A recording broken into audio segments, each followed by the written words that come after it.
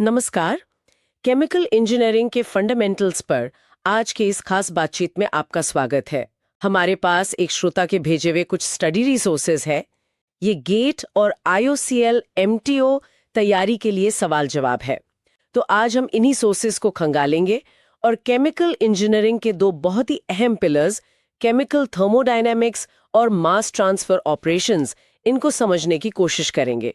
देखेंगे कि ये सिद्धांत सिर्फ एग्जाम के लिए ही नहीं, बल्कि असल इंडस्ट्री में प्रोसेसेस को समझने, उन्हें बेहतर बनाने के लिए कितने जरूरी हैं। तो चलिए इन कॉम्प्लेक्स टॉपिक्स को थोड़ा आसान बनाते हैं। थर्मोडायनामिक्स से शुरू करते हैं। ये सब्जेक्ट इतना सेंट्रल क्यों है, खासकर IOCL जैसी भूमिकाओं के लिए? हाँ, ये सवाल बहुत अहम है। देखिए, थर्मोडायनेमिक्स अगर मैं सरल भाषा में कहूँ तो ये इंजीनियरिंग की दुनिया में क्या मुमकिन है और क्या नहीं, इसके बीच की लकीर है।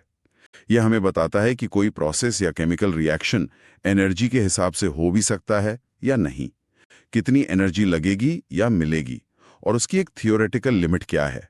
जैसे रिफाइनरी में क्रैकिंग है, डिस्टिलेशन है, कोई रिएक्शन हो रहा है, हर प्रोसेस इसके नियमों से बना हुआ है। ये प्रोसेसेस की फिजिबिलिटी, मतलब वो हो पाएंगे या नहीं, और उनकी एफिशिएंसी, इन दोनों को कंट्रोल करता है।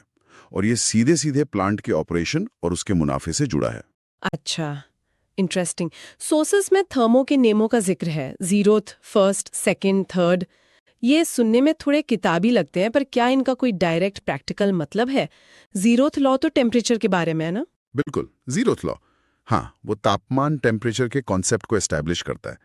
सुनने में शायद ही बहुत बेसिक लगे, पर इसी की वजह से हम थर्मोमीटर इस्तेमाल करके दो अलग चीजों का टेम्परेचर मापते हैं और बता पाते हैं कि वो थर्मल इक्विलिब्रियम में होंगी या नहीं। ये टेम्परेचर को एक यूनिवर्सल प्रॉपर्टी बनाता है। ठीक है, तो टेम्परेचर का बेस बन गया। फर्स्ट लॉ वो एनर्जी कंजर्वेशन के बारे में है। एनर्जी ना बनती है ना खत्म होती है। लेकिन स्रोत बता रहे हैं कि स्टडी फ्लो ओपन सिस्टम्स में इसमें शाफ्ट वर्क WS जैसी टर्म जुड़ जाती है। ये क्या है? सही पकड़ा आपने। फर्स्ट लॉ जो है वो एनर्जी का हिसाब किताब रखने का नियम है। अब जो ओपन सिस्टम्स होते हैं, जैसे कोई पंप है, टरबाइन है, कंप्रेसर है, इनमें एनर्जी सिर्फ हीट या इंटरनल एनर्जी में ही नहीं बदलती, बल्कि सिस्टम पर या सिस्टम के द्वारा मैकेनिकल काम भी होता है। यही है शाफ्ट वर्क, WS। जैसे टरबाइन से हमें यूजफुल काम मिलता है तो WS नेगेटिव। पंप या कंप्रेसर को चलाने के लिए हमें काम देना पड़ता है तो WS पॉजिटिव। ये नियम एनर्जी बैलेंस इक्वेशन का बेस है, जो किसी भी इक्विपमेंट के एनर्जी एनालिसिस के लिए बहुत जरूरी है। तो फर्स्ट लॉ ने बताया कि एनर्जी का टोटल हिसाब बराबर रहेगा। फिर सेकंड लॉ की क्या जरूरत पड़ी? ये एंट्रोपी और स्पॉन्टेनिटी, मतलब अपने आप होने वाली प्रक्रिया, उससे जुड़ा है।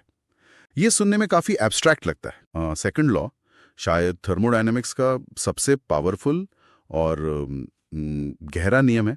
देखिए, फर्स्ट लॉ बताता है कि एनर्जी कंजर्व्ड है, ठीक है, पर यह नहीं बताता कि प्रोसेस किस डायरेक्शन में अपने आप चलेगा। जैसे गर्मी हमेशा गर्म से ठंडी चीज की तरफ ही क्यों जाती है, उल्टी क्यों नहीं। सेकंड लॉ इसी क्यों का जवाब है। ये एंट्रोपी का कॉन्सेप्ट लाता है, जो किसी सिस्टम में एनर्जी कितनी फैली हुई है, या कह लें कि डिसऑर्डर कितना है, उसका मेजर है। नियम कहता है कि यूनिवर्स की टोटल एंट्रोपी किसी भी स्पॉन्टेनियस प्रोसेस के लिए हमेशा बढ़ती है, डेल्टा सन यूनिवर्स ग्रेटर देन और इक्वल टू 0। यह हमें प्रोसेस का डायरेक्शन बताता है, और यह भी कि कोई भी रियल प्रोसेस 100% एफिशिएंट क्यों नहीं हो सकता। इसी से कार्नोट एफिशिएंसी की लिमिट निकलती है, जो किसी भी हीट इंजन की मैक्सिमम पॉसिबल एफिशिएंसी है। और इसी से वो एक्सर्जी या अवेलेबिलिटी का आइडिया भी जुड़ा है। स्रोत कहते हैं कि ये नष्ट हो जाती है। हाँ, एक्सर्जी या अवेलेबिलिटी ये दिखाता है कि किसी सिस्टम से हम ज्यादा से ज्यादा कितना यूजफुल काम निकाल सकते हैं। सेकंड लॉ बताता है कि हर असली प्रोसेस में कुछ ना कुछ इरिवर्सिबिलिटी होती है।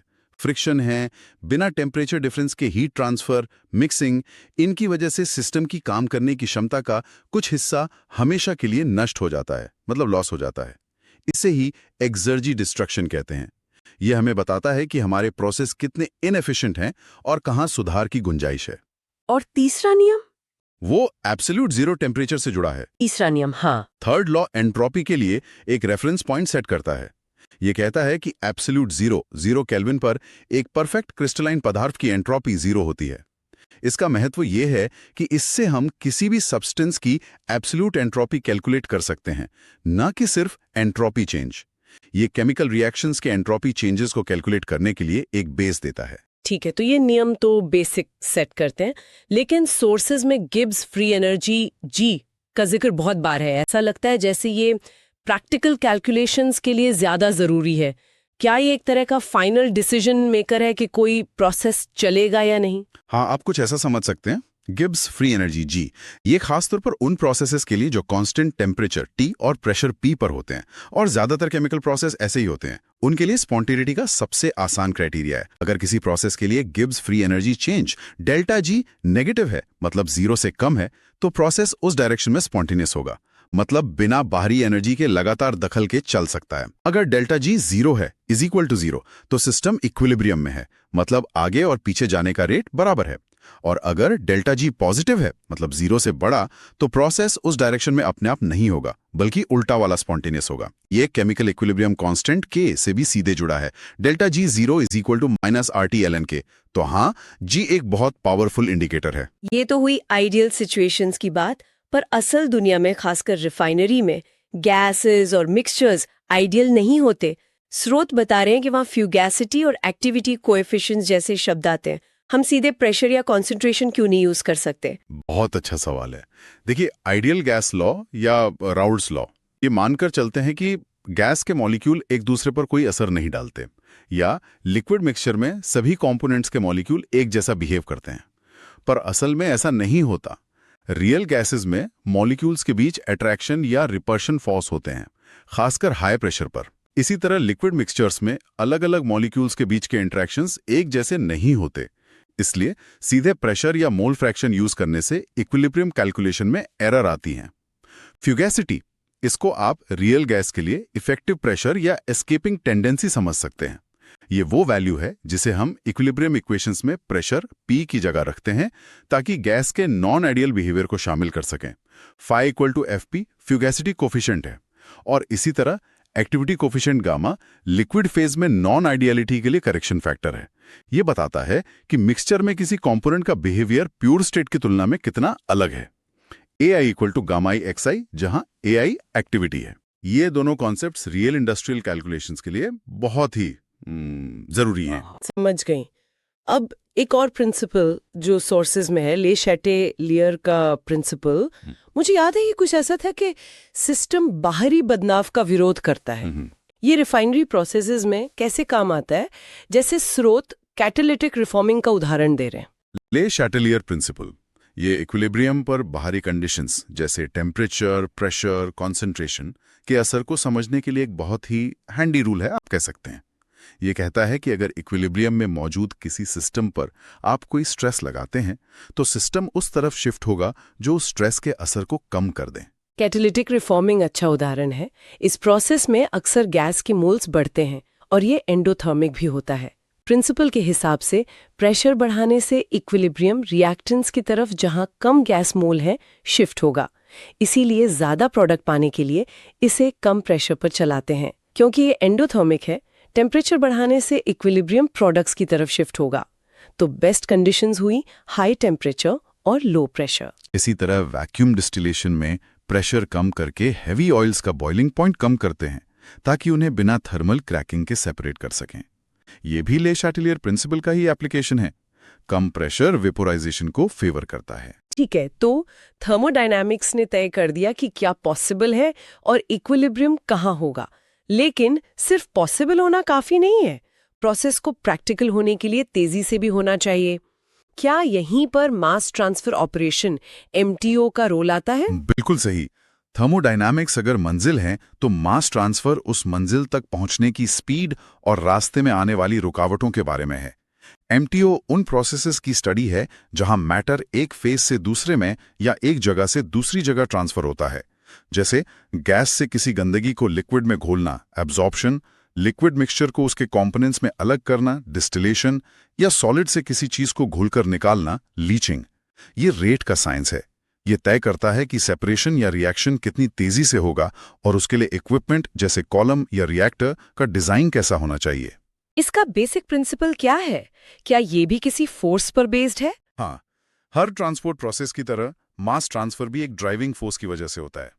जैसे हीट ट्रांसफर टेम्परेचर डिफरेंस से होता है, फ्लूइड फ्लो प्रेशर डिफरेंस से, वैसे ही मास ट्रांसफर मुख्य रूप से कंसंट्रेशन ग्रेडियंट या ज्यादा सही कहें तो केमिकल पोटेंशियल ग्रेडियंट की वजह से होता है।